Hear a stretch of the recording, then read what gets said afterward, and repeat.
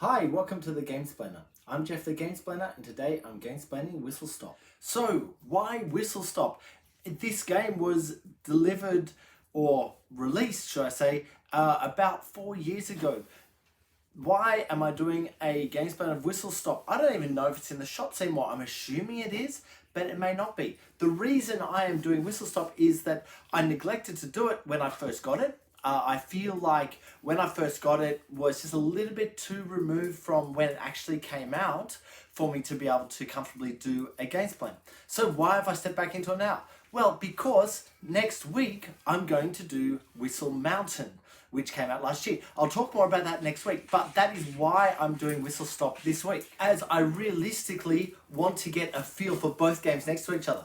So, Whistle Stop. What is it about? What's going on with it? If you haven't come across this game before, I actually suggest this is a game that you probably should look into. It's quite a good game. I really appreciated playing it. The whole idea is you have a whole bunch of trains on the right-hand side of the board. You need to work them across the left-hand side of the board. Now, in order to do that, you will stop at small stops, and that will gain you different colored cubes, or you can stop at larger stops, and that will either gain you some stuff or allow you to trade in some stuff, or you can get some points by trading in two particular colored cubes. There are negatives for going to a stop that you don't have the cubes for, but that's kind of the basics of the game. If you're playing a 2 or 3 player game, you have 5 trains. If you play a 4 player game, you have 4 trains. If you're playing a 5 player game, you have 3 trains. Which ones you move is entirely up to you. And so you're spending coal to be able to move them one station. It's relatively straightforward. But then you get to the middle of the board or to spots where people have put down these other bigger stations and you can get some benefit from them. Now, your movement is allowed to be up and down the board. It's not allowed to be back onto tiles or further to the right. So if you've come to a stop here, you can go up to a stop there and then come back to this same stop at a later stage. That's absolutely fine. But there's a real push and pull on when do I move out of this line because I'm not going to be able to get that stuff again. There is, however, whistles that allow you to move back along towards the right hand side of the board if you wish to go back there, or they also allow you to move 2 stops instead of 1. All of this stuff is really important because you have a maximum of 4 different things or 4 things that you can do, spending coal or spending whistles on your turn, which means that you can move 4 stops with 1 train or 4 different trains, 1 stop each, or any combinations within that. And you can gain the benefit of moving this onto a white cube, for example, get the white cube in, and then move this train to somewhere that actually needs the white cube to be able to get some points or to do its thing. What you're actually working towards is the end tiles, the tiles over on the furthest left-hand side. A lot of them give points. 25 points is the largest one for getting to there with 3 particular colored cubes. So you not only need to find a way to get the track to go there because you're using hex tiles to put down and they can move the track in many, many different directions.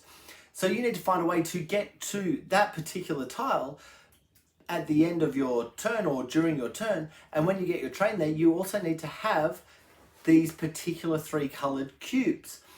And so the push and pull on how do I get the cubes, how do I get as many people as possible there is really important. When you stop at one of these other stops, the actual train stop ones, which cost you 2 cubes and you get some points for going there, when you stop there, you will gain shares in that particular type of train. So it's 5 different colors. And what happens is at the end of the game, the person with the most shares in each color will get 15 points. So it's a relatively worthwhile thing to do to build up on those shares and just keep an eye on what everyone else is collecting and what they're getting. If there's people with the same number of shares, you're looking at who got there first. So each of the shares has a number. Whoever has number 1 is likely to win if they're within that similar size pile. But here's the thing. On those left-hand tiles, there are a couple of spots which allow you to get points for shares. So if you have 5 shares, by the time you get a train across there, one of the tiles will give you 4 points per share, which gives you 20 points straight away.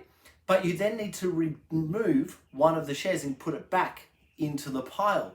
And that kind of gets you to a point where you're looking around going, oh, who has these shares? Which pile am I least likely to win on? Or which pile have I really won on, so it's least likely for someone else to catch up, and turn those ones in. So making those decisions is quite important as you're playing through the game. If you watch my gameplay, you'll notice that I got caught into a position where I had a whole bunch of these stations next to each other, and so to move through them, the trains had to turn in cubes to move to the next one, to move to the next one. And there was, like, the rails just kind of did this to be able to then do that. So I got a whole bunch of trains stuck up there, not able to move forward because they didn't want to lose the points, they didn't have the cubes. I think that the issue with this game is actually keeping in mind what you're heading for. So if you watch my gameplay, you'll notice one of the players gets all of his trains to that left-hand end by the end, or almost all, I think. I can't remember it entirely, but gets them to the end. And so gets a heck of a lot of points from doing that. The other player only gets to that end tile a couple of times. They got a whole bunch of points from doing other things, but there's a real push and pull because you can get distracted with just going after this 5-7 points kind of level in the middle and go, okay, I'm on this station and I need a white and a red to go to that station. So can I get a white and a red from somewhere on the board? Okay, I'll move there, get that, move there, get that. Okay, I've got the white and red. Now move up there. I get those 5 points again. This one I just left. That can take a blue and a white or something to that effect. And so you work to get those tiles and move them back down.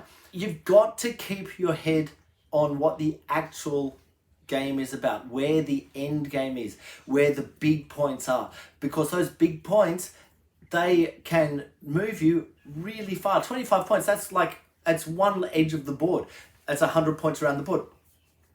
So keeping an eye on that, or keeping that in mind as you're playing, is really important, because it's really easy to get stuck on just stopping in the middle and going forward and back, forward and back. There's other stuff that can happen, so you can trade in some cubes to get some little bonuses. You can, if someone else has one of those bonus tiles that you want, you can pay for that bonus tile and then give them a cube. I think they call it a rare cube, so one of the coloured ones, and you get to take that bonus off them. Whoever has those bonuses at the end of the game will get some more points. All this stuff is worth keeping in mind and worth remembering, because there's just little points here and there that can really add up and are really worthwhile kind of keeping track of. I like the art on this game. It's a Bezier game. It feels fine. There's nothing wrong with the art. There's nothing that stands out as being incorrect or not even incorrect, just a bit hard to read. Everything's just really straightforward, because here's the thing. Each turn, you're gaining 2 coal. So you're going to be able to move 2 things.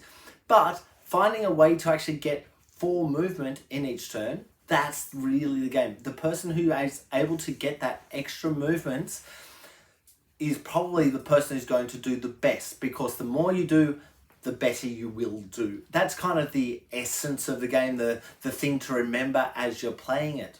It's really easy to forget about that, and so you end up only being able to do 2 things on a turn.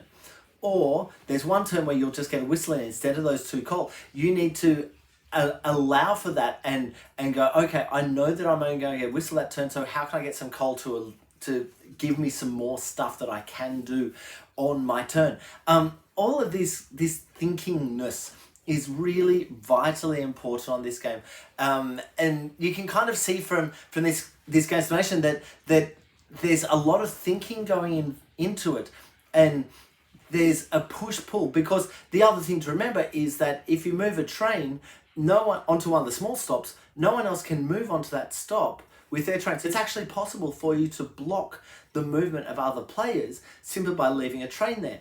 Of course, if they use a whistle, they can move 2 spots, and so it's okay, they can move straight through it, but they can't stop where you are. Okay, look, I think that's probably enough from me about Whistle Stop at the moment. Please go ahead and watch my Gamesplay and Gamesplanation to get a feel for how the game plays and what's going on with it if you haven't come across this game before. I hope that you're able to find it in a shop and pick it up. but go looking for it. It's a really worthwhile game. So please go ahead and watch my Gamesplay and Gamesplanation to get a feel for how the game actually plays and all the stuff you're going to be doing. If you have any comments or suggestions, please write them below. If you have any games that you would like to be Gamesplained, please shoot me an email to thegamesplainer@gmail.com.